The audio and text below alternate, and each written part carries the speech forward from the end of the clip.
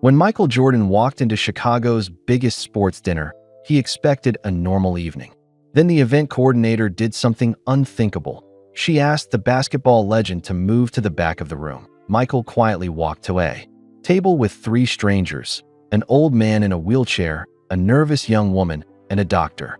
What seemed like an embarrassing mistake was actually the beginning of the most incredible night of his life. As the evening unfolded, a 30-year-old secret was revealed that connected all four people in ways no one could have imagined.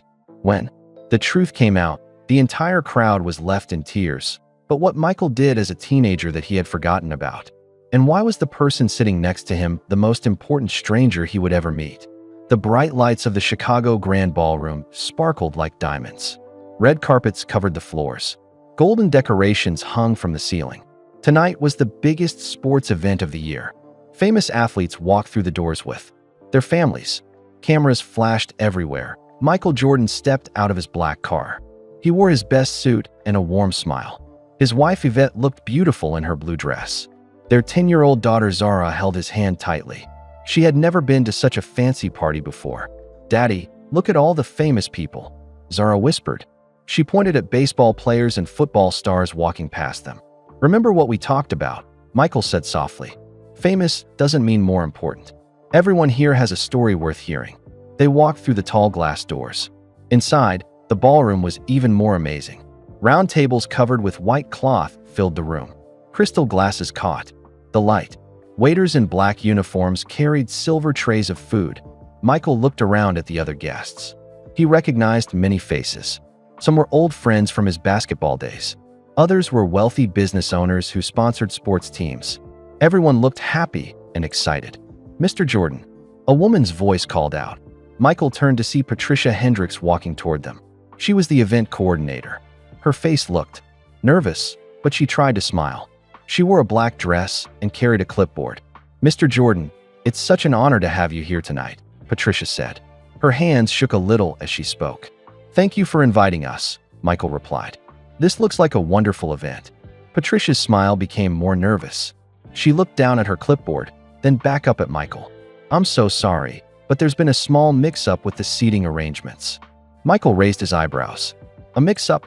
"Yes," Patricia said quickly. "We have some very important corporate sponsors who need to sit in the front tables. Would it be possible for you and your family to move to one of the back tables? I know it's not ideal, but of course," Michael said without hesitation. "No problem at all." Patricia looked surprised. She had expected him to be upset. "Are you sure? I feel terrible about this." "Don't worry about it," Michael said with a genuine smile. "The view is probably better from the back anyway." Yvette squeezed her husband's arm. She was proud of how kind he was being. Zara looked up at her father with curious eyes. "Why do we have to sit in the back, Daddy?" Zara asked. "Sometimes the best seats aren't where you think they are," Michael told her. "We'll find out tonight." Patricia led them through the crowd toward the back of the ballroom. As they walked, people whispered and pointed. Some looked confused. Others seemed embarrassed for Michael. A few wealthy guests smirked and went back to their conversations. Michael kept his head high. He smiled and waved at people he recognized. He didn't look angry or upset. He just walked calmly with his family. The back table was smaller than the ones in front. It had the same white cloth and crystal glasses, but it was tucked away in a corner. Two people were already sitting there. An elderly man in a wheelchair sat facing the stage. He wore an old Chicago Cubs baseball cap and a clean but worn shirt. His hands looked rough from years of hard work. His eyes were kind and gentle. Next to him sat a young woman who looked very nervous. She had dark hair pulled back in a simple ponytail. She wore a plain black dress that looked like her best outfit. She kept looking down at her hands and fidgeting with her napkin. "Looks like we're the back row crew tonight," Michael said cheerfully as he pulled out chairs for his wife and daughter. The elderly man looked up at Michael. His eyes went wide with surprise. Not because Michael was famous, but for a different reason. Something deeper. Something that would change everything before the night was over. "I'm Michael," he said, reaching out to shake the old man's hand. "This is my wife Yvette and my daughter Zora." "Arthur," the old man said softly. His voice shook a little. "Arthur Williams." The young woman finally looked up. "I'm Carmen Rodriguez," she said quietly. "I work at the Children's Hospital." "Nice to meet you both," Michael said as he sat down. "What brings you here tonight?" Arthur stared at Michael for a long moment. His eyes filled with tears, but he quickly wiped them away. "Just supporting the community," he said, but there was something in Arthur's voice. Something that suggested this meeting was more than just chance. Something that would soon reveal a connection that had been 30 years in the making. As the servers began bringing out the first course, Michael had no idea that sitting in the back row would lead to the most important conversation of his life. The salad plates clinked softly as waiters placed them on their table. At the front tables, guests barely looked at their food. They were too busy talking about business deals and vacation plans. But at the back table, something different was happening. "So Arthur," Michael said, cutting his salad into small pieces. "Tell me about yourself. What do you do?" Arthur's weathered hands trembled slightly as he picked up his fork. "I used to coach baseball," he said quietly. "Youth league mostly. Kids from the south side of Chicago." "Used to?" Yvette asked gently. Arthur gestured to his wheelchair. "Had a stroke 3 years ago. Can't get around like I used to." He smiled sadly. "But I coached for 40 years before that." Zara's eyes grew wide. 40 years? That's 4 times older than me." Arthur chuckled. "That's right, young lady. I started coaching when I was 25. Coached kids who had nothing. Some of them lived in apartments with no heat. Others didn't have enough food at home." Michael stopped eating. "What did you do for them?" "Whatever I could," Arthur said, his voice growing stronger. "I kept a box of sandwiches in my car. After practice, if a kid looked hungry, I'd give them food to take home. No questions asked." Arthur's eyes grew distant as he remembered. Some nights, practice was the only safe place those kids had. Their neighborhoods were rough. Gang fights, drug dealers on every corner. But on that baseball field, they could just be children. Carmen had been listening quietly. Now she spoke up. "That's beautiful, Mr. Williams. You gave them hope." "I tried," Arthur said. "We didn't have much money for equipment. I bought gloves and bats with my own paycheck. Sometimes I'd ask local stores to donate old baseballs. The kids didn't care if the equipment was used. They just wanted to play." Michael leaned forward. "Did you have your own field?" Arthur's face lit up. "We had 3 fields, actually. Well, they weren't really fields when we started. Just empty lots full of trash and broken glass. The city wouldn't clean them up, so we did it ourselves." "You cleaned them yourself?" Zara asked. "Every Saturday morning." Arthur nodded. "Parents, kids, neighbors. We'd bring shovels and trash bags. Took us months to clear each lot. Then we built the fields with our own hands. Put up fences, made dugouts out of old wood, painted the bases." Yvette wiped a tear from her eye. "That's incredible." "The best part," Arthur continued, "was watching those kids discover they were good at something. Many of them had never felt successful before. But when they hit their first home run or made a great catch, their whole faces would change." At the front tables, a loud laugh interrupted their conversation.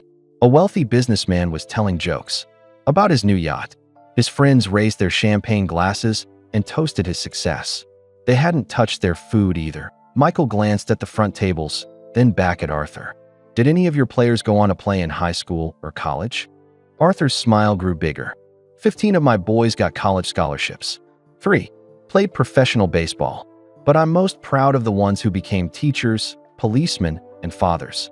They learned to work hard and help others." Carmen nodded. "I see kids like that at the hospital where I work. They come from tough neighborhoods, but they have so much strength." "Tell us about your work, Carmen," Michael said. Carmen's cheeks turned red. She wasn't used to people asking about her job. "I work in the children's cancer ward at Chicago General Hospital. I'm not a nurse or doctor. I just help kids feel less scared." "How do you do that?" Zara asked. "I read them stories. I play games with them. Sometimes I just sit with them so they're not alone." Carmen's voice was soft, but full of love. "When kids are really sick, they get frightened. The hospital is big and loud and full of strange machines. I try to make it feel less scary." Michael was impressed. "That sounds like very important work." Carmen shook her head. "It's not important like the people up front. I just try to make kids smile when they're hurting. Making children smile when they're hurting is the most important job in the world," Arthur said firmly. From the stage, the evening's host began making announcements about the awards. At the front tables, people finally stopped talking about themselves and started paying attention. But at the back table, Michael was more interested in his new friends than in the ceremony. Carmen, what made you want to work with sick children? Yvette asked. Carmen was quiet for a moment. My little brother had cancer when he was 7. He spent months in the hospital. There was a lady there who did the same job I do now. She made him laugh every day, even when he felt terrible. Is your brother okay now? Zara asked with worry in her voice. Carmen smiled. He's perfect now. He's in college studying to be a teacher. The lady at the hospital inspired him to help other kids, just like she helped him. Arthur reached over and patted Carmen's hand. You're continuing the circle, young lady. Someone helped your brother. Now you help other children. Michael watched this exchange with growing amazement. Here at the back table, tucked away from all the important people, sat 2 individuals who had spent their lives helping others. They didn't have money or fame, but they had something much more valuable. You know what I think? Michael said, looking around their small table. I think we got the best seats in the house tonight. Arthur looked at Michael with tears forming in his eyes again, but he still hadn't explained why seeing Michael affected him so deeply. The secret was still locked away, waiting for the right moment to be revealed. As the main course arrived and the awards ceremony began, none of them knew that the biggest surprise of the evening was yet to come. The lights dimmed in the ballroom. A spotlight shone on the stage where Patricia Hendricks stood behind a golden podium. She looked much more confident now than when she had asked Michael to move to the back. Ladies and gentlemen, Patricia announced, her voice carrying clearly through the microphone. Thank you all for joining us tonight for our annual Chicago Sports Heroes Gala. The crowd applauded politely. At the front tables, people put down their phones and wine glasses to pay attention. At the back table, Michael, Arthur, Carmen, Yvette, and Zara also turned toward the stage. Tonight, we honor athletes who have made our city proud, Patricia continued. But we also celebrate something even more important. We celebrate people who use sports to change lives. Arthur shifted uncomfortably in his wheelchair. Carmen played with her napkin nervously. Neither of them expected to be mentioned at an event like this. Patricia smiled broadly. This year, we have a very special award to present. The Lifetime Achievement Award for Community Service. The crowd murmured with interest. This was always the most meaningful award of the evening. Past winners included famous coaches and wealthy donors who had built new stadiums. This award goes to someone who has worked quietly for decades, Patricia explained. Someone who never asked for recognition or praise. Someone who saw children in need and decided to do something about it. Michael found himself leaning forward. He had a feeling this award would be special. Our winner spent 40 years coaching youth baseball in some of Chicago's toughest neighborhoods, Patricia continued. He used his own money to buy equipment for kids who couldn't afford it. He turned empty lots into baseball fields with his bare hands. Arthur's face went pale. His hands gripped the arms of his wheelchair tightly. He fed hungry children. He gave hope to kids who had none. He taught them that hard work and teamwork could overcome any obstacle. Carmen gasped and put her hand over her mouth. She was starting to understand what was happening. This man built 3 baseball fields from nothing. He coached over 500 children. 15 of his players received college scholarships. But more importantly, he showed them how to be good people. Arthur's eyes filled with tears. He shook his head in disbelief. Ladies and gentlemen, Patricia announced with pride in her voice. This year's Lifetime Achievement Award for Community Service goes to Coach Arthur Williams. The entire ballroom erupted in applause. People at the front tables turned around to look toward the back. They were trying to see who Arthur Williams was. Arthur sat frozen in his wheelchair. I can't believe this, he whispered. Michael stood up immediately and started clapping loudly. Yes, he shouted with joy. Arthur, this is incredible. Yvette and Zara jumped to their feet, applauding enthusiastically. Carmen was crying happy tears as she clapped. I don't deserve this, Arthur said, still in shock. You deserve this more than anyone, Michael replied firmly. Patricia continued speaking from the stage. Arthur Williams never asked for money or fame. He just saw children who needed help, and he helped them. He built those baseball fields on weekends and evenings after working his regular job at the post office. The crowd was listening intently now. Even the wealthy donors at the front tables seemed moved by Arthur's story. Coach Williams taught his players more than baseball, Patricia said. He taught them about character, determination, and giving back to their community. Many of his former players are now teachers, coaches, and community leaders themselves.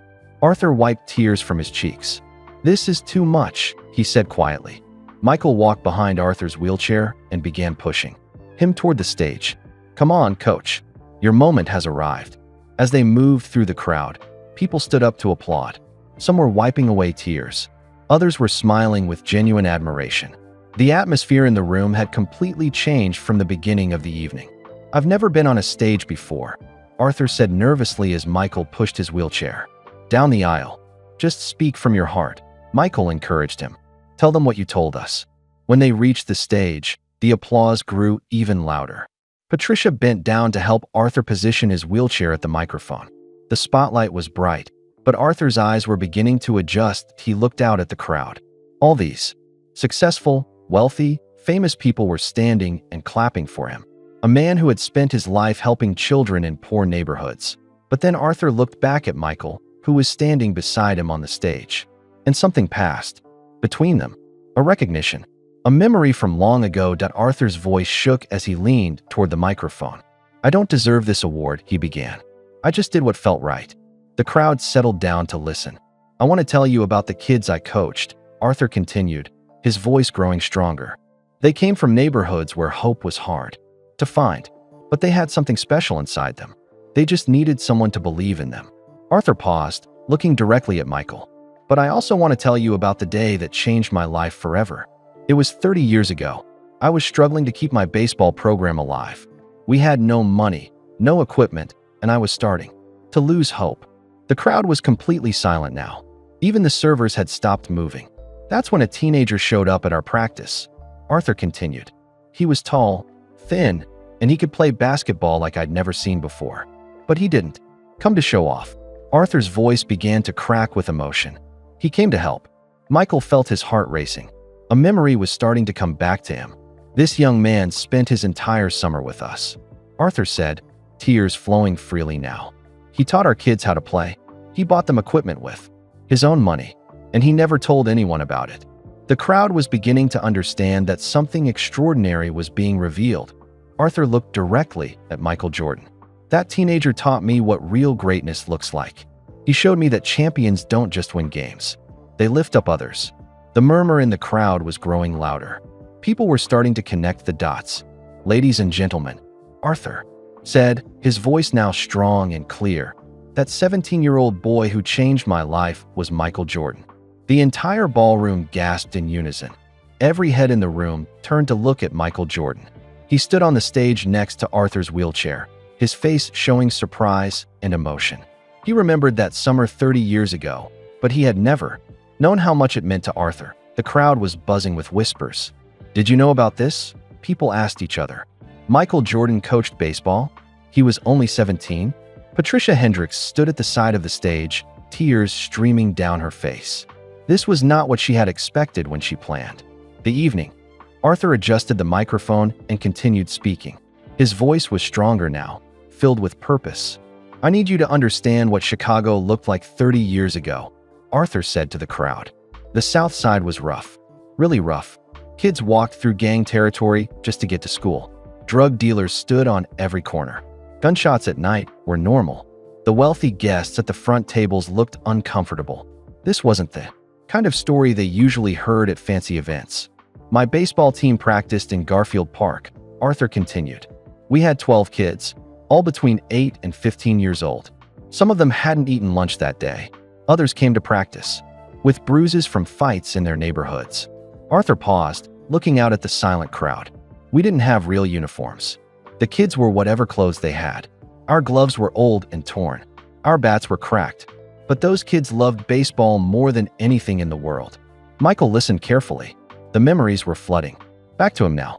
That hot summer when he was 17. His mother had told him to find something useful to do with his time. "One day in June, this tall teenager walked onto our field," Arthur said, gesturing toward Michael. "He had a basketball in his hands, but he watched our practice for an hour. When we finished, he came over to me." Arthur smiled at the memory. He said, "Coach, I don't know much about baseball, but I know about working hard. Can I help your team?" The crowd was completely silent now. Even the servers had stopped moving. Everyone wanted to hear what happened next. "I was suspicious at First, Arthur admitted, rich kids from the north side didn't usually come to Garfield Park. I thought maybe he was there to cause trouble. But this young man was different. Michael felt his throat getting tight with emotion. He remembered how nervous he had been that first day. Michael showed up every single day for 3 months. Arthur continued. He taught our kids how to run faster and jump higher. He showed them exercises to build their strength. He brought them water bottles when it was hot and extra sweatshirts when it was cold. Arthur's voice began to crack with emotion again. But the most important thing he brought was belief. He looked at these kids from the toughest neighborhood in Chicago, and he saw champions. At the back table, Carmen was sobbing quietly. Yvette held Zara close, both of them amazed by this story they had never heard before. Michael didn't just coach our kids, Arthur said. He became their big brother. When one boy's father left home, Michael took him out for hamburgers and told him he was still valuable. When another kid failed a test in school, Michael helped him study. The crowd was starting to understand that this was more than just sports coaching. This was about changing young lives. By the end of that summer, our team was different, Arthur said proudly. Not just because they were better players, but because they believed in themselves. They walked taller. They smiled more. They had hope. Arthur looked directly at Michael. And it was all because a 17-year-old boy chose to spend his summer helping kids he didn't even know. The applause started slowly, then grew louder and louder.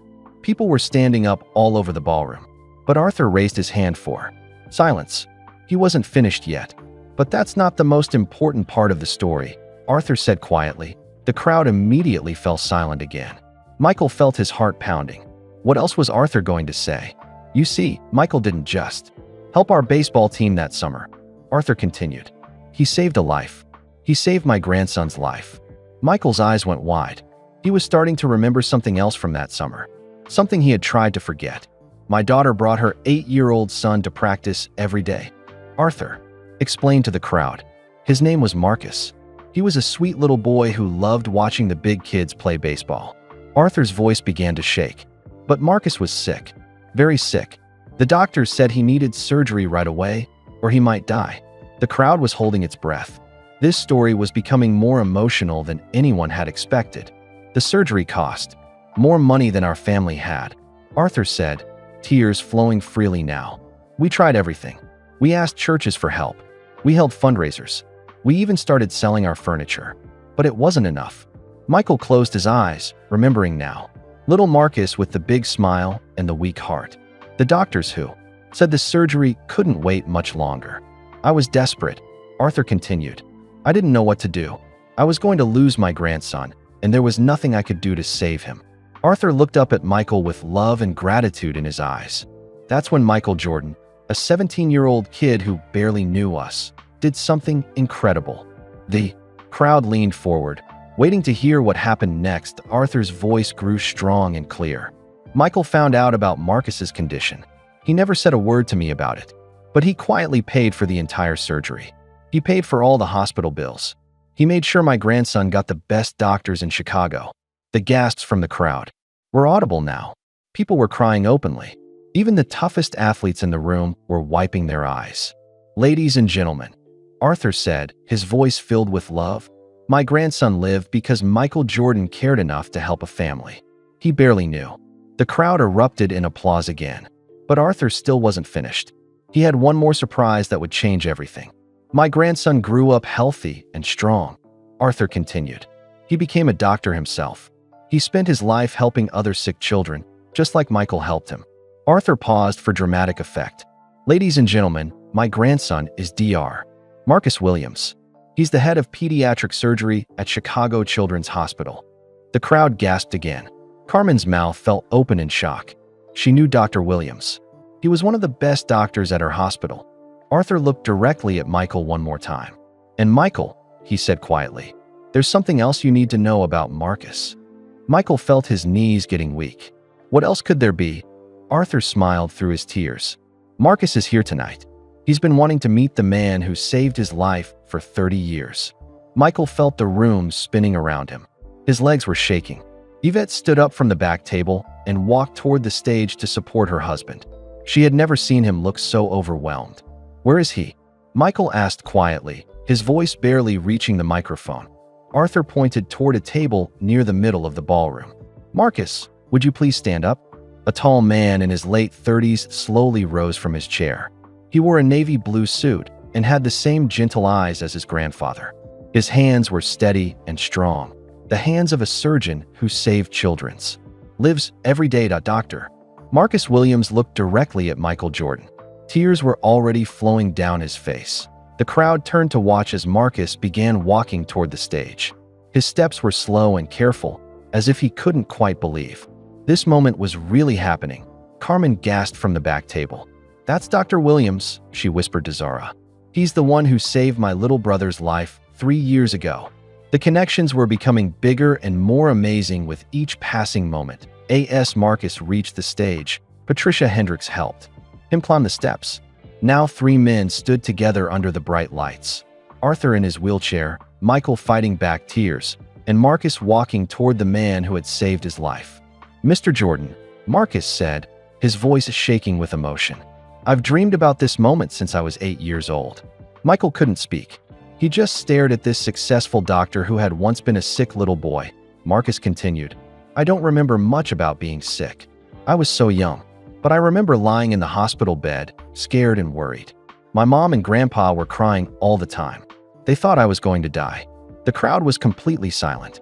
Even the people at the front tables had stopped checking their phones.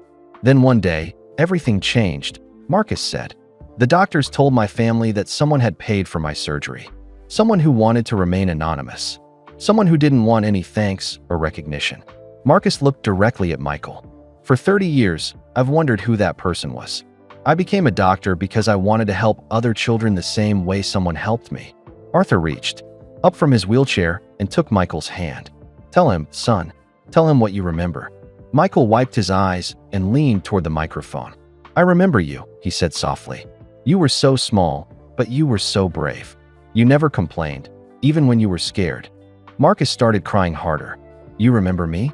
"I remember all of you," Michael said, looking between Arthur and Marcus. "Your grandfather was the most dedicated coach I'd ever seen.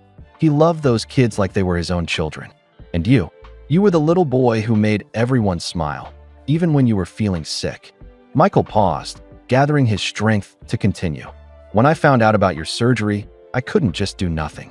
You were part of our team family, and family takes care of each other." The crowd was mesmerized by this conversation. Many people were crying openly now. Marcus took a step closer to Michael. "Do you know what you gave me? You didn't just save my life. You gave me the chance to become who I am today." "What do you mean?" Michael asked. "I've spent the last 15 years as a pediatric surgeon," Marcus explained. "I've performed over 2,000 surgeries on children. I've saved hundreds of lives. Every time I operate, I think about the anonymous person who saved me." The crowd murmured with amazement. One act of kindness had led to thousands of other lives being saved. "But that's not all," Marcus continued. 5 years ago, I started a program at the hospital. We provide free surgery for children whose families can't afford it. We've helped over 300 kids so far." Arthur was beaming with pride. "Tell him about the clinic, Marcus." Marcus smiled through his tears. "We're building a free medical clinic in Garfield Park, right next to the baseball fields my grandfather built. It opens next month. We're going to provide free health care for any child who needs it." Michael felt overwhelmed by the magnitude of what his teenage generosity had created. One surgery payment had grown into a lifetime of healing. "Mr. Jordan," Marcus said, "I need to tell you something else. Something that makes this story even more incredible." Michael wasn't sure he could handle any more surprises. Marcus looked directly into Michael's eyes. "For the past 3 months, I've been treating a patient who checked into the hospital under a different name. A patient who insisted on being treated like everyone else, with no special treatment." Michael's face went pale. He suddenly understood where this was going. "This patient has been fighting cancer," Marcus continued. "He's been brave and determined, just like the teenager who helped my grandfather's baseball team 30 years ago." The crowd was holding its breath. What was Marcus about to reveal? "Ladies and gentlemen," Marcus said, his voice now strong and clear, "that patient is Michael Jordan. I've been trying to save his life, just like he saved mine 30 years ago." The entire ballroom erupted in gasps and shocked whispers. People couldn't believe what they were hearing. Michael nodded slowly. It's true. I've been getting treatment for cancer, and Marcus has been my doctor. He doesn't know that I know who he is. He's just been taking amazing care of me. Arthur wheeled his chair closer to both men. You boys have been taking care of each other your whole lives without even knowing it. Marcus looked at Michael with new understanding. Mr. Johnson, that's you. You're my patient who always asks about my other young patients. You're the one who's been paying for extra treatments for kids whose insurance won't cover everything. Michael smiled weakly. You're a great doctor, Marcus.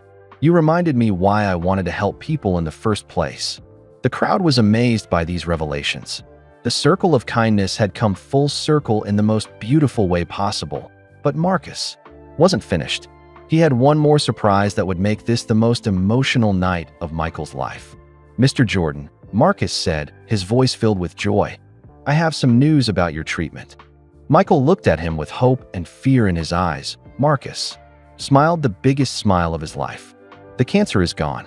You're going to be perfectly fine. The entire ballroom erupted like a volcano. People jumped to their feet, cheering and crying at the same time.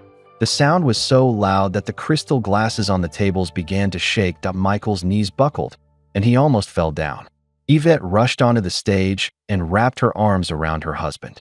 Zara ran up behind her, hugging both her parents tightly. Are you sure? Michael asked Marcus, his voice filled with hope and disbelief. I'm absolutely sure, Marcus replied, pulling out his phone. I got the final test results this afternoon. I was going to call you tomorrow, but this seems like the perfect time to share the news. Arthur wheeled his chair over to Michael and Marcus.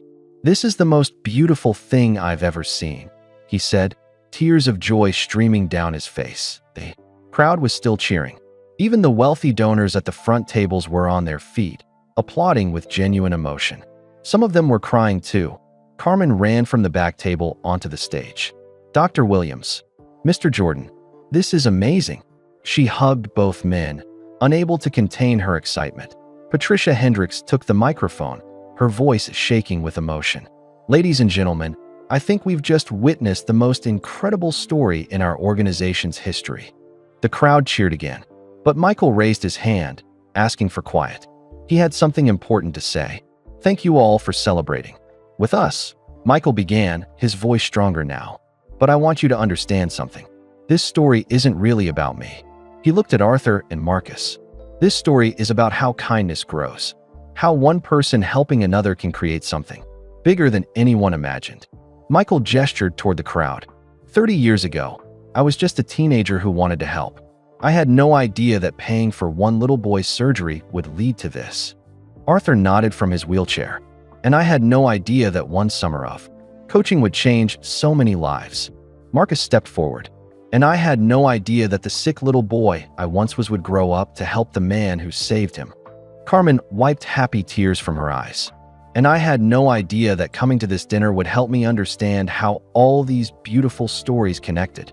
The crowd listened carefully as these four people shared their amazement at how their lives had woven together. I want to tell you what I've learned, Michael continued. The most important victories in life aren't the ones that happen on basketball courts or baseball fields. They're the ones that happen when we help each other. He looked directly at Arthur. This man taught me that lesson when I was 17 years old. He showed me that real champions take care of their communities. Arthur smiled proudly. And you showed me that young people can change the world when they care about others. Marcus addressed the crowd. I want everyone here to know something. In the past 5 years, our free clinic program has helped over 300 children. But we're just getting started. He paused, building excitement. Next month, we're opening the Arthur Williams Medical Center in Garfield Park. It will provide free health care for any child who needs it. The crowd applauded enthusiastically. But we're also opening something else, Marcus continued. The Michael Jordan Youth Leadership Academy. We're going to teach kids not just about sports, but about helping others and building strong communities. Michael looked surprised. You're naming it after me? Of course, Marcus replied. You taught me that the best way to honor someone's kindness is to pass it on to others. Arthur wheeled himself to the microphone. Ladies and gentlemen, this is what I want you to remember about tonight. We thought we came here to honor athletes and donors. Instead, we learned about the power of ordinary people doing extraordinary things.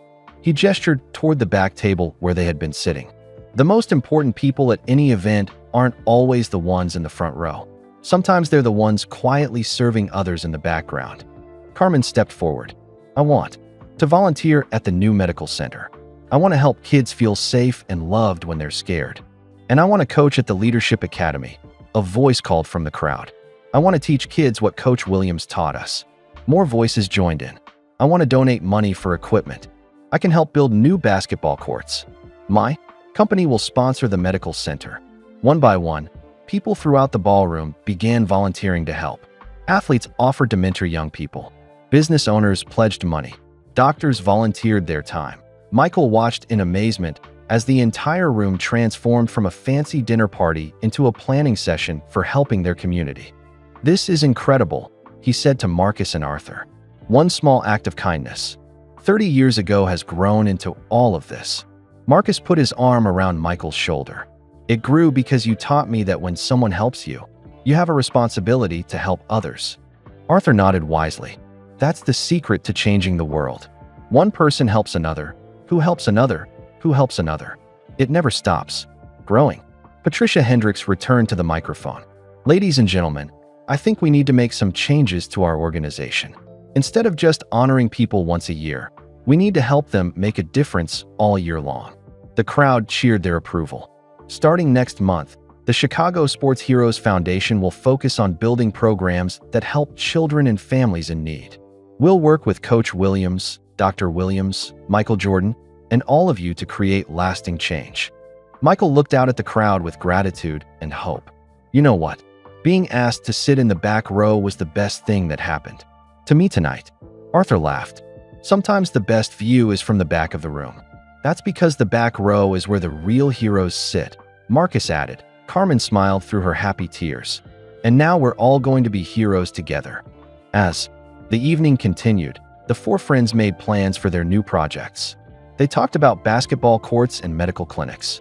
They discussed leadership programs and community gardens. But most importantly, they talked about how one summer 30 years ago had created a family that would spend the rest of their lives taking care of each other and their community. The circle was now complete, but it was also just beginning to grow. As the excitement in the ballroom began to settle, Michael walked back to the microphone. His face showed a mix of joy, gratitude, and something else, something that looked like he had more to share. Before we end this incredible evening, Michael said, his voice carrying clearly through the room, I want to tell you the real reason I came here tonight. The crowd, which had started to gather their belongings, immediately stopped and turned their attention back to the stage. Arthur, Marcus, and Carmen looked at Michael with curiosity. 3 months ago, when I found out I was sick, I started thinking about my life differently, Michael continued. I thought about all the basketball games I'd won, all the trophies I'd earned, all the money I'd made. And you know what? None of that seemed important anymore. Yvette reached for his hand from the edge of the stage. Zara looked up at her father with wide, understanding eyes. What seemed important was the people I'd helped along the way, Michael said.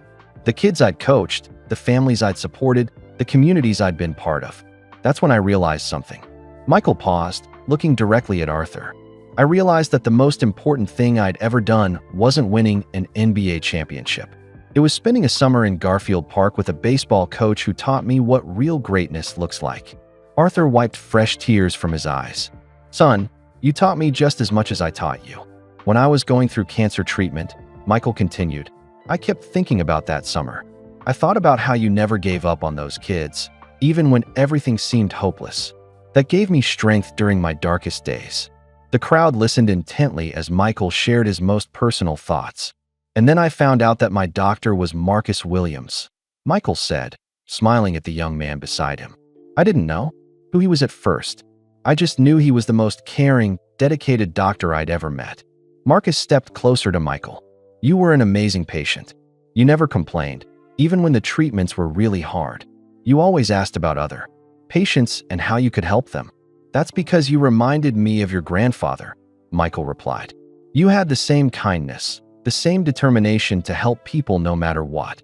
Michael turned back to the crowd. During my treatment, Marcus told me stories about the free clinic he was building. He talked about wanting to help kids who couldn't afford healthcare. And I realized something incredible. The crowd leaned forward, eager to hear what Michael had discovered.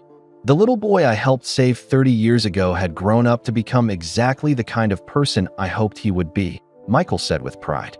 He became someone who saves others, just like others saved him. Arthur nodded approvingly. That's what good people do. They pass on the kindness they receive. Michael's voice grew stronger and more determined. So tonight, I want to make an announcement that I've been planning for weeks.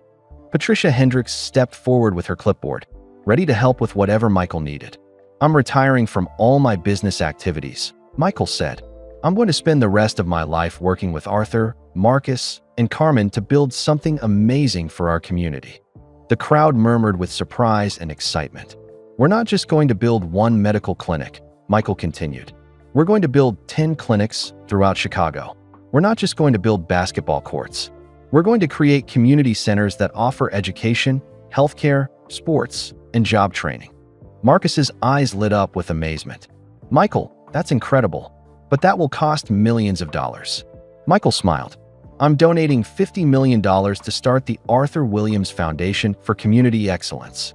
The crowd erupted in thunderous applause. People were cheering, crying, and hugging each other all at once. Arthur tried to speak, but was too overwhelmed with emotion. Marcus put his arm around his grandfather's shoulders. But money isn't the most important part. Michael continued over the applause. The most important part is what we learned tonight. We learned that the people who matter most aren't always the ones getting the most attention. He gestured toward the back table where they had been sitting. We learned that real heroes are often working quietly in the background, helping others without expecting recognition. Carmen stepped forward. Mr. Jordan, I want to be part of this foundation. I want to help kids feel safe and loved when they're scared or hurting. You already are part of it, Michael replied. You've been doing this work your whole career. Now we're just going to give you more resources to help even more children. Arthur finally found his voice. Michael, this is the most generous thing anyone has ever done. But I have to ask you something. What's that, Coach? Are you sure you want to name this foundation after me? You're the one making it possible. Michael knelt down next to Arthur's wheelchair. Coach, you taught me that the best leaders aren't the ones who get their names on buildings. They're the ones who build up other people. This foundation should be named after the man who taught me that lesson. The crowd gave another standing ovation. Even the servers and hotel staff had stopped working to listen and applaud. Marcus stepped to the microphone. Ladies and gentlemen, I want to say something about Michael Jordan. The room grew quiet again. Most people know him as one of the greatest basketball players who ever lived, Marcus said. But I know him as the teenager who saved my life, and as the patient who inspired me to be a better doctor. Marcus looked directly at Michael. You've shown me that true greatness isn't about being famous. It's about using whatever gifts you have to lift up other people. Arthur wheeled himself closer to the microphone. I want to tell all the young people in this room something important, he said. Don't wait until you're rich or famous to start helping others. Start today, wherever you are, with whatever you have. The crowd listened respectfully to Arthur's wisdom. Michael was 17 years old when he changed my life. Arthur continued. He wasn't a superstar yet. He was just a young man who saw people who needed help and decided to do something about it. Carmen raised her hand like she was in school. Can I say something too? Michael smiled and gestured for her to come to the microphone. I just want everyone to know that this is the most amazing night of my life, Carmen said. I came here feeling like I didn't belong with all these important people, but I learned that I do belong because caring about others makes everyone important. The crowd applauded warmly for Carmen's heartfelt words. Michael returned to the microphone for his final thoughts. You know what I realized tonight? I've won 6 NBA championships, but this feels like my greatest victory. He looked at Arthur, Marcus, and Carmen. Because tonight, we didn't just win something for ourselves. We created something that will help other people win too. Arthur smiled proudly. That's the only kind of victory that really matters, son. As the evening began to wind down, people throughout the ballroom approached the stage to volunteer for the new foundation. Athletes offered to coach young people. Doctors volunteered their medical services. Business owners pledged financial support. But the most meaningful moment came when a young boy from one of Arthur's old baseball teams approached the microphone. Coach Williams, the young man said, I'm Carlos Rodriguez. You coached me 15 years ago in Garfield Park. Arthur's face lit up with recognition. Carlos, Look how tall you are now. Coach, you saved my life too, Carlos said. Not with surgery, but by believing in me when no one else did. I'm a teacher now because you showed me how important it is to help kids believe in themselves. Michael watched this reunion with deep satisfaction. The circle of kindness was already bigger than any of them had imagined. That's what tonight is really about, Michael said to the crowd. It's about understanding that we're all connected. When we help one person, we help everyone. As the applause began to fade, Patricia Hendricks stepped forward with a nervous smile. She had been quiet during all the amazing revelations, but now she looked like she had something important to say. Michael, Patricia said, approaching the microphone, before this incredible evening ends, I need to confess something to you and to everyone here. Michael looked at her with curiosity. What is it, Patricia? Patricia's face turned red with embarrassment, but also with joy. There was no seating mix-up tonight. The crowd fell silent. Confused murmurs rippled through the ballroom. What do you mean? Michael asked, though he was starting to suspect what she might say. I mean, Patricia continued, that asking you to move to the back table was completely planned. There was never any mistake with the seating arrangements. Some people in the crowd looked angry. Others seemed confused. A few were starting to smile as they realized something beautiful might be happening. Michael wasn't upset. Instead, he started laughing. I had a feeling something was up. Who planned this? Patricia looked toward Marcus, who was standing next to his grandfather's wheelchair. Dr. Marcus Williams called me 3 months ago. He had a very special request.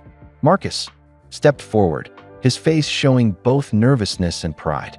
I'm sorry for the deception, Mr. Jordan, but I needed to make sure my grandfather was honored properly tonight. Arthur looked up at his grandson with surprise. You planned all this? Not all of it, Grandpa, Marcus replied.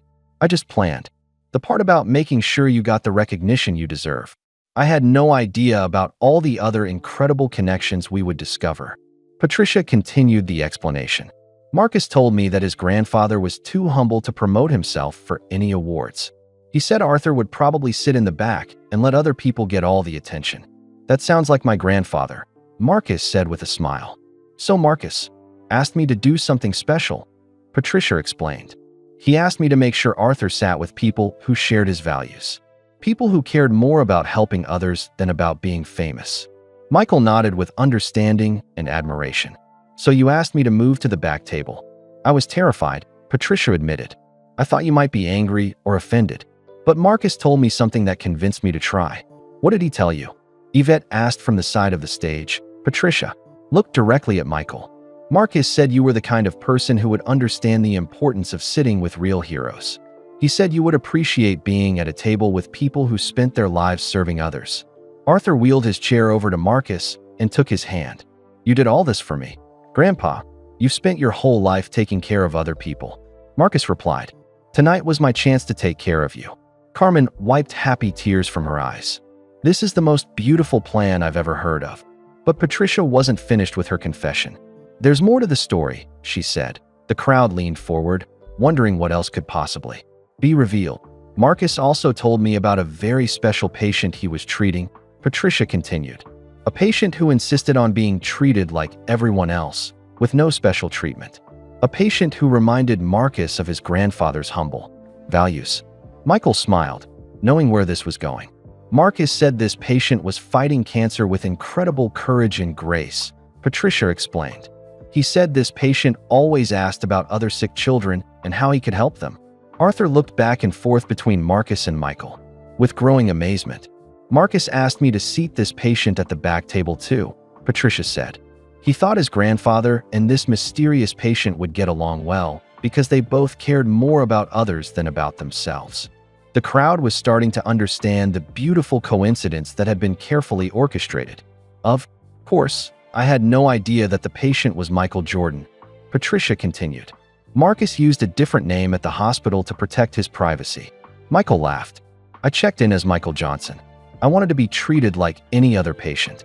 Marcus nodded. I knew you were someone special because of how you acted, but I had no idea you were the teenager who had saved my life 30 years ago. And I had no idea you were the little boy I had helped, Michael replied. I just knew you were an amazing doctor who cared deeply about your patients. Arthur shook his head in wonder. So you boys have been taking care of each other for months without knowing your history together. Patricia smiled broadly. The plan was just to honor Arthur and introduce him to a patient who shared his values. We never imagined all these incredible connections would be revealed. Carmen raised her hand. Can I ask how I ended up at this table? Patricia looked at her notes. You were seated here because you work at the same hospital as Dr. Williams. We thought you might enjoy meeting him. And his grandfather.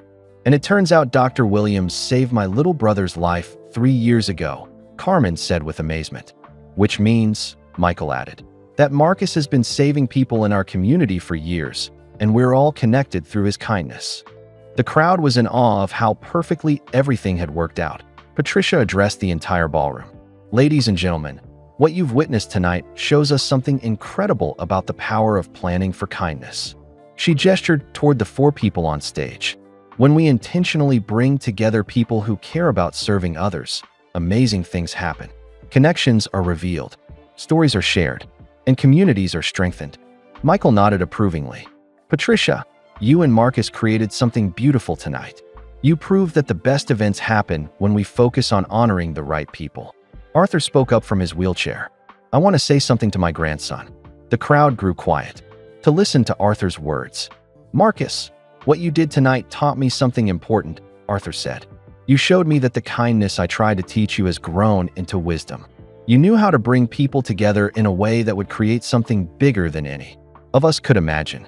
Marcus knelt down next to his grandfather's chair. I learned from the best teacher, Grandpa. And you, Arthur said, looking at Patricia. You took a risk to do something beautiful. You could have just seated people according to how much money they donated or how famous they were. Instead, you seated people according to their character. Patricia beamed with pride. It was the best decision I've ever made. Michael addressed the crowd one more time. I want everyone here to understand what we learned tonight. When we focus on recognizing and bringing together people who serve others, incredible things happen.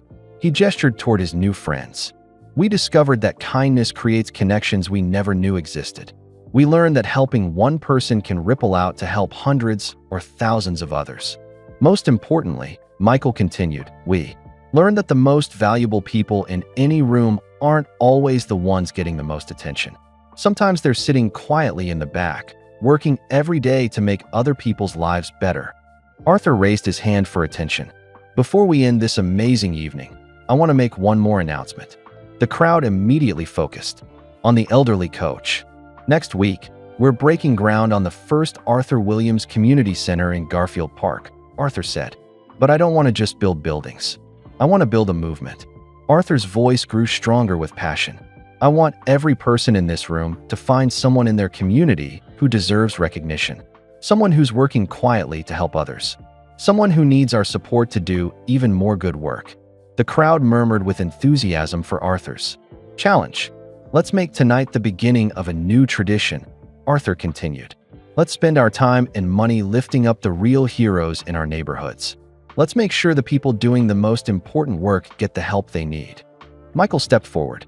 Arthur's right. Tonight changed all of us. Now it's our responsibility to change things for others.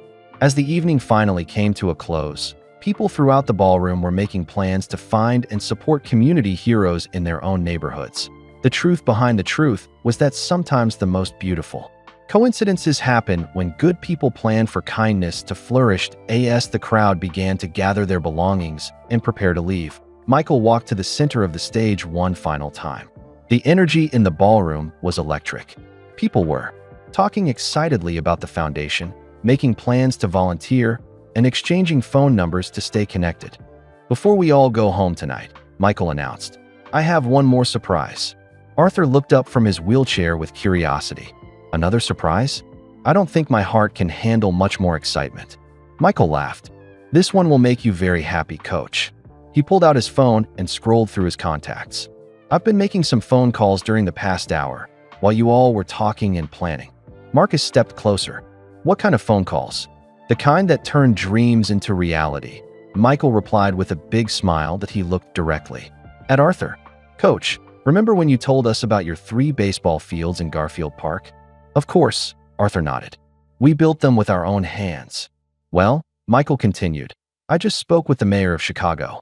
Next month, The city is going to completely rebuild and expand those fields. They're going to be the most beautiful youth baseball complex in the entire state. Arthur's eyes filled with tears again. Michael, that's wonderful, but we don't need anything fancy. Simple fields work just fine. I'm not finished, Michael said with excitement. The new complex will be called the Arthur Williams Youth Sports Center. It will have baseball fields, basketball courts, soccer fields, and a community building for classes and meetings. The crowd erupted in applause. Carmen clapped so hard her hands hurt. But the best part, Michael continued, is that we're hiring 12 full-time coaches to work there. Coaches who will teach kids sports and life skills, just like you did for 40 years. Arthur covered his face with his hands, overwhelmed by emotion. Marcus knelt down next to his grandfather. Grandpa, you're going to have a whole team of coaches carrying on your work. And, Michael added, we're going to train those coaches using Arthur's methods. They'll learn how to see potential in every child, how to build confidence, and how to create safe spaces for kids who need them. Patricia Hendricks stepped forward with her clipboard. Michael, I've been taking notes about all these amazing plans. How are we going to coordinate everything? That's where you come in, Patricia. Michael replied. I want you to become the executive director of the Arthur Williams Foundation. Your job will be to make sure all these projects happen. Patricia nearly dropped her clipboard. Me? But I just organized dinner parties. No, Carmen said. You bring people together. You saw the potential in seating us all at the same table. That's exactly the kind of vision the foundation needs. Michael nodded. Patricia, you proved tonight that you understand how to connect the right people at the right time. That's the most important skill for running a foundation. Arthur wheeled himself over to Patricia. Young lady, if you can handle tonight's surprises, you can handle anything. Patricia wiped happy tears from her eyes. I would be honored to accept that position. Excellent, Michael said. Now, Marcus, I have news about the medical center. Marcus looked excited. What about it? I spoke with the boards of 3 major hospitals in Chicago, Michael explained. They're all going to partner with us. The Arthur Williams Medical Center won't just be one clinic. It's going to be a network of 5 clinics throughout the city. Marcus's mouth fell open. 5 clinics. That means we can help thousands of children every year. Exactly, Michael replied. And each clinic will be staffed by volunteer doctors who want to give back to their communities just like you do. Carmen raised her hand like she was in school again. What about the children's programs? Can I still help with those? Michael smiled at her enthusiasm. Carmen, you're going to be in charge of all the children's programs at every clinic. Your job will be to train other people to do what you do, help kids feel safe and loved when they're scared. Carmen started, crying happy tears. This is the best night of my entire life. But we're not done yet, Michael continued. Arthur, remember Carlos Rodriguez, your former player who became a teacher? Of course, Arthur said. Such a good young man. Carlos is going to become the principal of the Arthur Williams Leadership Academy. We're building a school that will teach kids academics, life skills, and community service. The crowd was amazed by the scope of these plans. What had started as a dinner party was turning into a complete transformation of their community. Arthur looked around at all the people on stage. Michael, this is incredible. But I have to ask, why are you putting my name on everything? Michael knelt down next to Arthur's wheelchair. Because, Coach, you're the one who taught all of us how to do this work. You showed me when I was 17 that real champions lift up other people. He gestured toward Marcus and Carmen. You raised a grandson who saves children's lives. You inspired a community of people who care about helping others. Your name on these buildings will remind everyone who uses them what real leadership looks like. Marcus put his hand on his grandfather's shoulder. Grandpa, your legacy isn't just the kids you coached. It's all the people they've helped, and all the people we're going to help.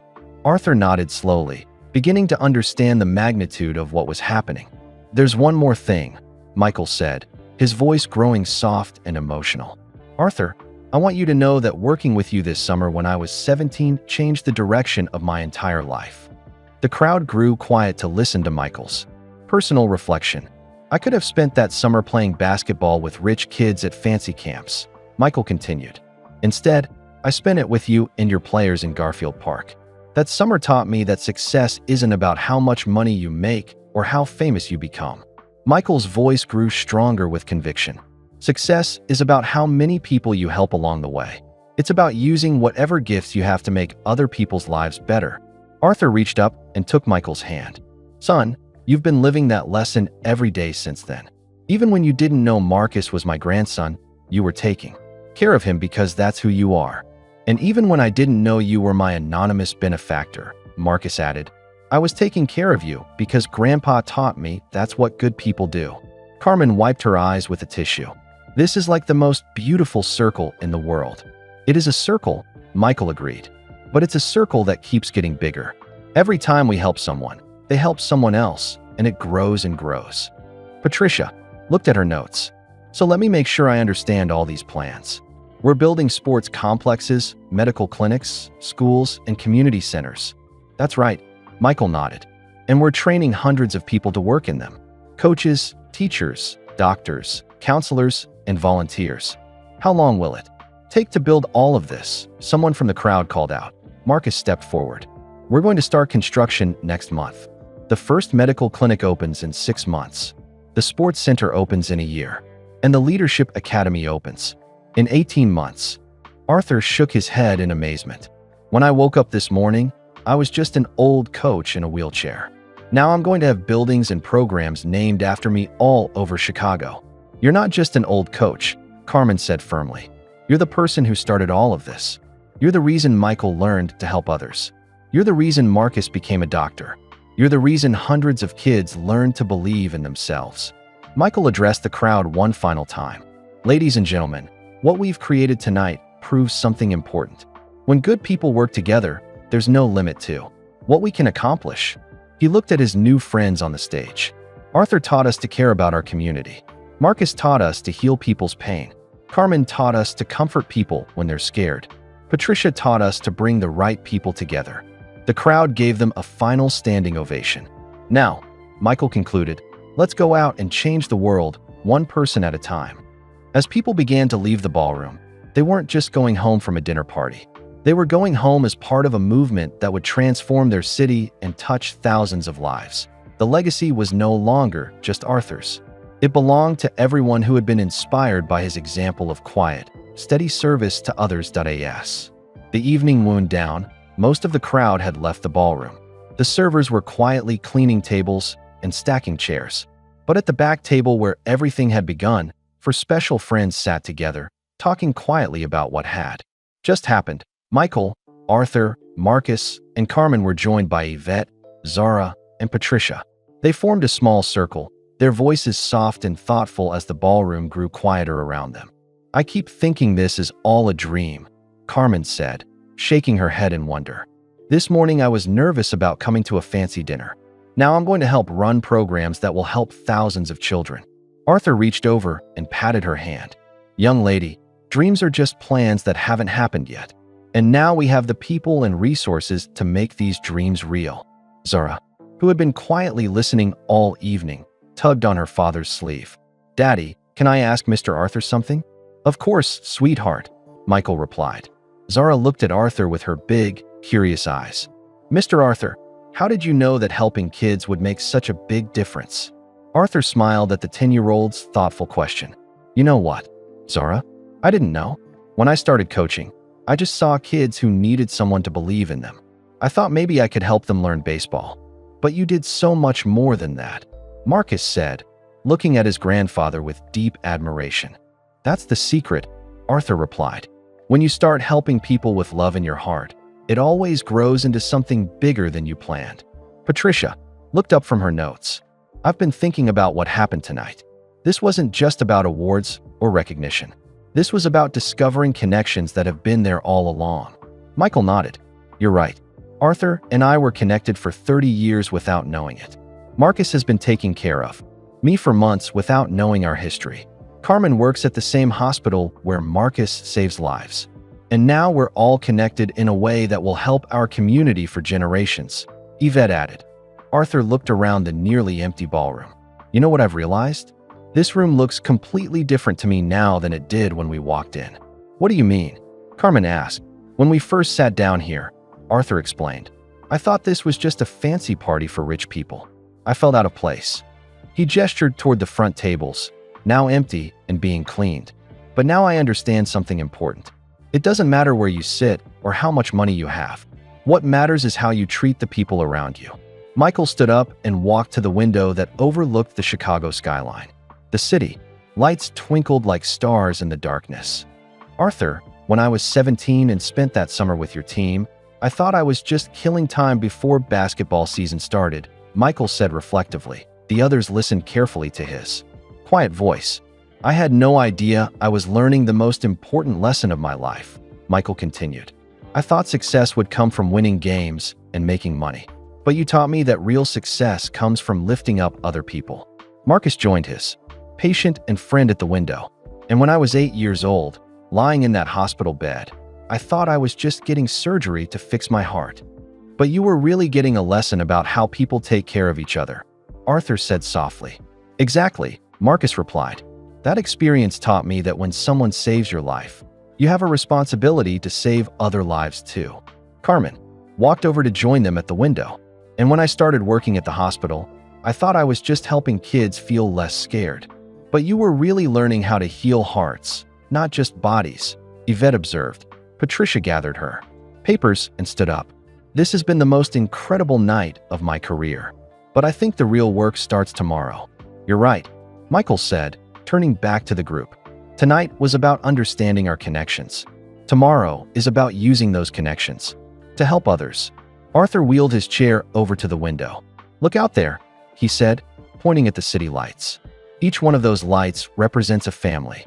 Some of those families have kids who need coaches, doctors, teachers, and friends.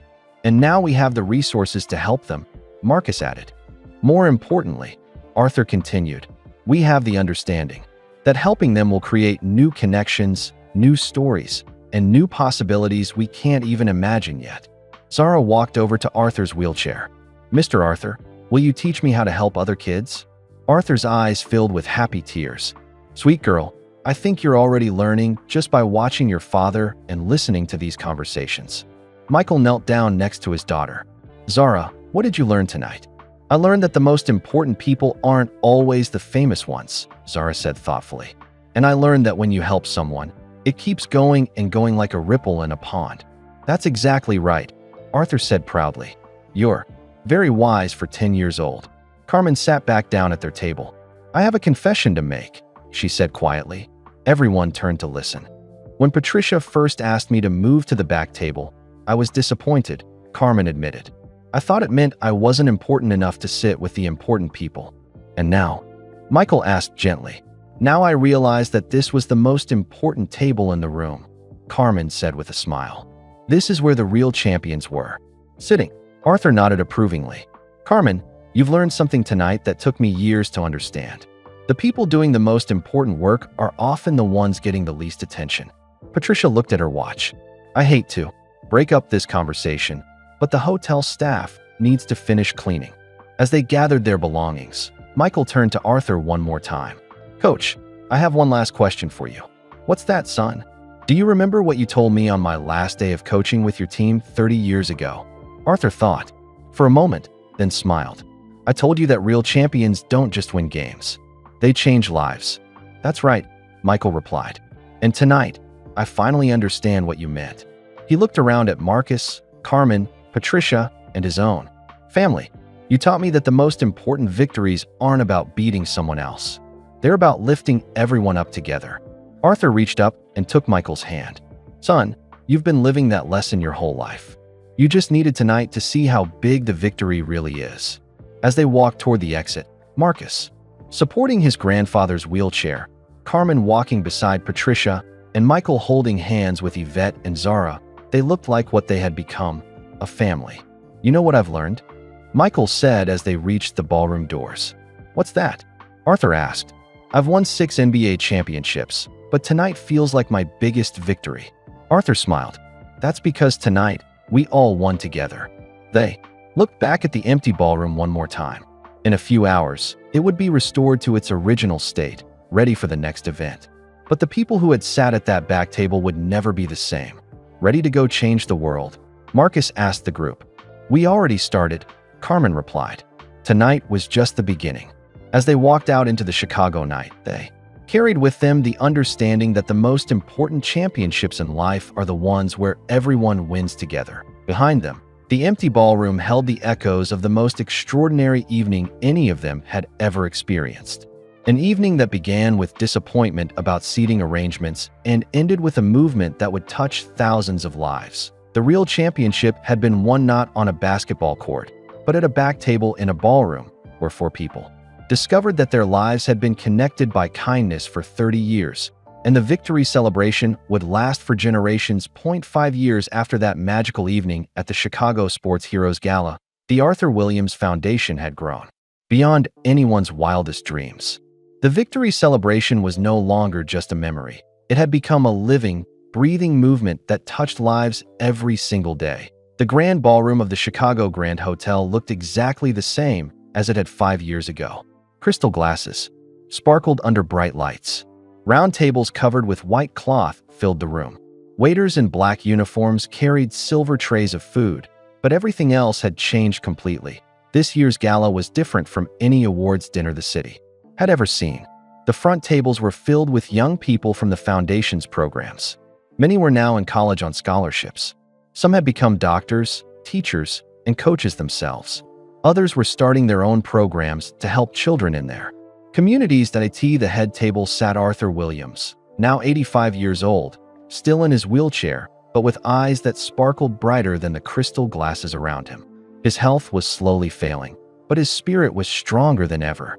He was surrounded by dozens of young people who called him Grandpa Coach. Michael Jordan sat next to him, healthy and happy after 5 years of being cancer-free. His hair was a little grayer, but his smile was bigger than it had ever been. Next to Michael sat Yvette and Zara, now 15 years old and already volunteering at the Foundation's youth programs. Dr. Marcus Williams stood at the podium as the evening's keynote speaker. He had been promoted to chief of pediatric surgery at Chicago Children's Hospital and had been named one of the top doctors in America. But tonight, he wasn't talking about his medical achievements. "Ladies and gentlemen," Marcus said into the microphone, "5 years ago, my grandfather taught me something important. He taught me that the most important victories happen when we lift each other up." The crowd, a mix of foundation staff, community leaders, and hundreds of young people whose lives had been changed, listened carefully. "Tonight, I want to share some numbers with you," Marcus continued. "Numbers that show what happens when good people work together." He gestured toward a large screen that showed pictures of smiling children and families. The Arthur Williams Foundation has built 15 basketball courts, 8 medical clinics, and 3 community schools across Chicago. We have provided free health care to over 5,000 children. We have given college scholarships to 200 young people. The crowd applauded enthusiastically, but Marcus continued. "But the most important number is this one. We have trained over 800 community volunteers, coaches, tutors, mentors, and friends who are now helping other children in their neighborhoods." Arthur beamed with pride as he listened to his grandson share their accomplishments. "Those 800 volunteers are now helping tens of thousands of children," Marcus said. "And those children will grow up to help others." The circle keeps growing bigger and bigger. From her seat at the head table, Carmen Rodriguez Martinez stood up to speak. She was now married to one of the Foundation's coaches and had 2 young children of her own. As the Foundation's director of youth programs, she oversaw all the children's activities across the city. "5 years ago, I was nervous about sitting at the back table," Carmen said with a laugh. "I thought I didn't belong with important people." The crowd chuckled, many of them knowing the famous story of that first evening. "Now I understand that importance isn't about how much money you have or how famous you are," Carmen continued. "Importance is about how much you care about helping others." She gestured toward the young people at the front tables. "These young people are the real stars of our foundation. They're tutoring younger kids, coaching sports teams, and volunteering at hospitals. They learned that receiving help means you have a responsibility to help others too." Patricia Hendricks, now the Foundation's executive director, approached the microphone next. Her organization had grown from planning 1 dinner party per year to coordinating dozens of programs that operated every day. "5 years ago, we made a mistake with the seating arrangements," Patricia said with a smile. "It turned out to be the best mistake we ever made."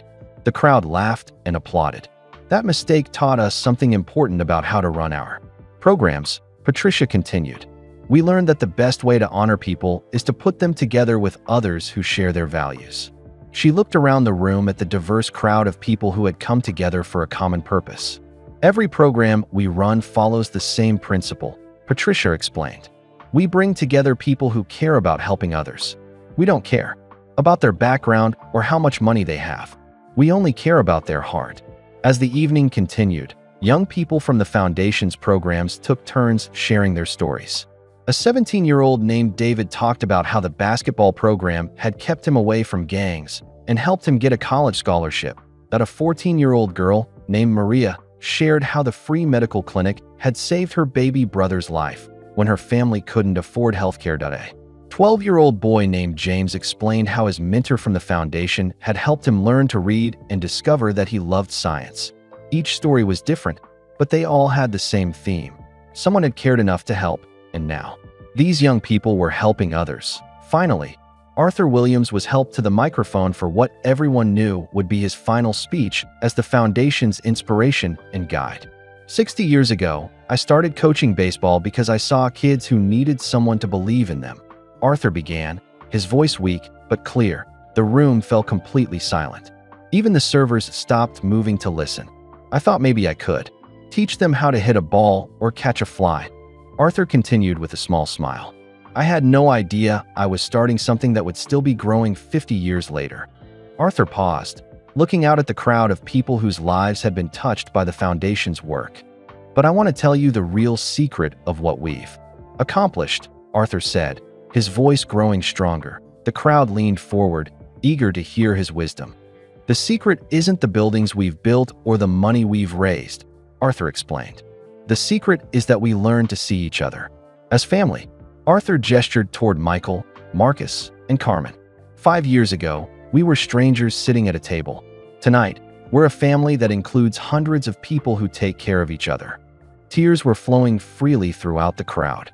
That's what I want you to remember when you leave here tonight, Arthur continued. You're not just volunteers or donors or staff members. You're family, and family takes care of each other. Arthur looked directly at the young people at the front tables. To all the young people here tonight, I want you to know something. You are the reason this old coach's life has been worthwhile. The teenagers and college students wiped their eyes, deeply moved by Arthur's words.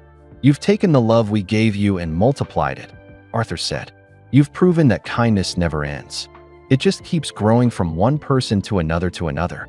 As Arthur finished speaking, something beautiful happened. The young people at the front table stood up and began walking toward the stage. One by one, they climbed the steps to hug the elderly coach who had inspired the movement that changed their lives. Michael watched this parade of young people with tears in his eyes. Each hug represented a life that had been touched, a future that had been brightened, a family that had been helped. When the last young person had hugged Arthur, Michael stepped to the microphone one final time. 5 years ago, I thought I knew what victory looked like, Michael said. I thought it was about winning championships and earning trophies. He looked at Arthur, then at the crowd of Foundation family members. But tonight, I know what real victory looks like, Michael continued. It looks like young people who believe in themselves. It looks like families who have hope. It looks like communities that take care of each other. Michael's voice grew strong with conviction. Ladies and gentlemen, we didn't just win a championship 5 years ago. We started a legacy that will continue long after all of us are gone. As the evening came to an end, people didn't just go home from a dinner party. They went home as part of a family that had proven something important. When good people work together with love in their hearts, there is no limit to the good they can do. The back table where it all began was now a symbol displayed in the Foundation's headquarters, reminding everyone that the most important people aren't always the ones getting the most attention.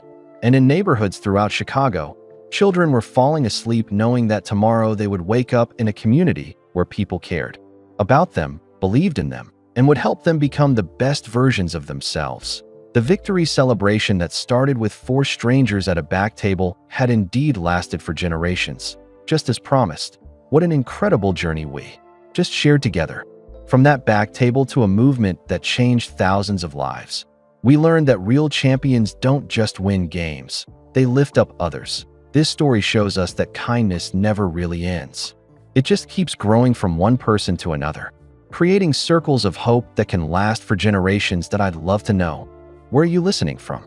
Drop a comment and tell me your city or country. It's amazing to think that Arthur's lesson about helping others is now reaching people all around the world. If this story touched your heart like it touched mine, please hit that like button and subscribe to our channel. When you subscribe, you're helping us spread more stories about kindness and hope to people who need to hear them. Remember, you don't have to be famous or rich to make a difference. Sometimes the most important thing you can do is simply care about the person sitting next to you. And speaking of inspiring stories, there's another incredible tale waiting for you right on your screen. Click on it now, you won't want to miss what happens next. Keep spreading kindness, and I'll see you in the next story.